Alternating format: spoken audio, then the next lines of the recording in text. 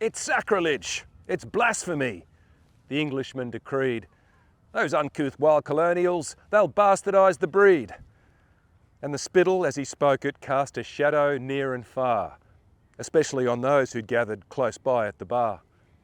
For there was Monty Atkinson, offended by the spray, along with Noel Perry and his comrade, Robert Ray. Hugh Innes smiled regardless. Charlie Wallace kept the score. Ordering another round was Big John Stuart Moore. While standing tall to back the call with scientific answers, the guru veterinarian, the great Professor Francis.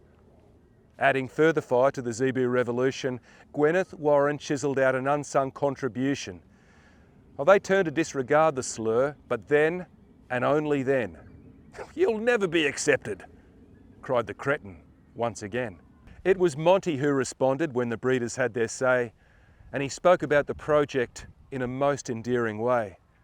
But the English gent was laughing, and he almost seemed to scoff. So Monty said, "You bastard, now you've really ticked me off."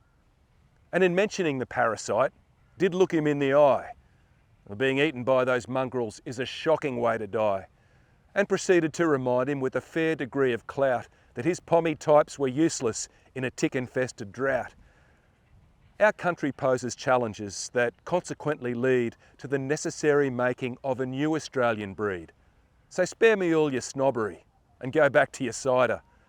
I'll focus on the facts, because the picture here is wider. Belittlement continued from the upper-class transgressor, which drew a stunning lecture from the mouth of the professor. Bos Taurus, they are British, and Bos Indicus are Brahmin. Cross the two down under, and the end result is charmin'. This battle started long ago with Frank and Louis Fisher, soldiers brave and bold of the Torindicus militia. In a land of harsh environments, in order to survive, a hybrid beast was needed. And now we've seen these babies thrive. Bobby Ray injected, "Yeah, they're stronger than the others," and he raised his glass to Kirkney on behalf of both his brothers.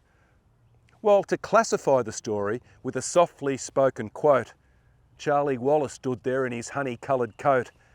Adaptive evolution were the words that he afforded as Big John gave a shout, and then another round was ordered. Stuart Moore, who fought the war, then marched back to Dunluce. With forces of the past, he was prepared to make a truce. A rock of great integrity, a leader amongst leaders, and up there in the tropics, one of Brief's unrivaled breeders.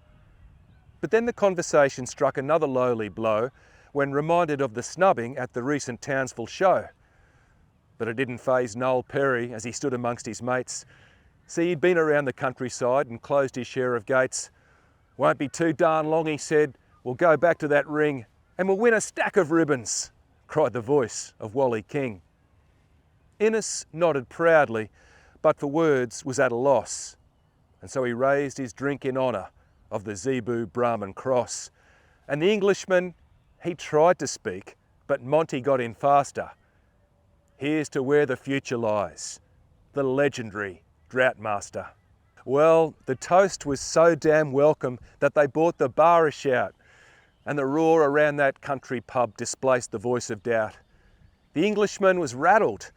He was silenced by the truth. The noise was heard from homesteads from Mungalla to Glenruth, from Wetherby to Waverley, Ken Atkinson's Wayruna. Ray Hicks arrived in style and said, "I should have got here sooner." Richard Uphell burst in and he gave the mob a wink. He drove his herd through Dangy just to make it for a drink. Then other legends joined him from across the sunburnt stations, all respected members of the beef associations. There was Ferguson from Charraboon, and Booth, the Glenray gun. There was Ern and Ashley Coleman, present father, future son. The D-System disciples, yes, they all were in the mix. If a reference is required, it was 1956. Then half a dozen later, in the year of 62, the rank became official and an Aussie dream came true. If there's any kind of moral, then perhaps it's fair to tell aristocrats and underdogs were never meant to gel. The hard work of a nation pumps its triumph through the blood of every breeder, every feeder, every station, every stud. And thanks to men like Boydell, now the Droughty is unfurled to every optimistic corner of the cattle-conscious world. And to picture Gwyneth's statue, well, the realisation falls. No, it never would have happened if they didn't show some balls. 60 years of courage rises high above the crowd. It is then you think of Monty, and you know that he'd be proud. Because wherever in the universe they speak of beef down under, on a tide of green and gold, they'll toast a true Australian wonder.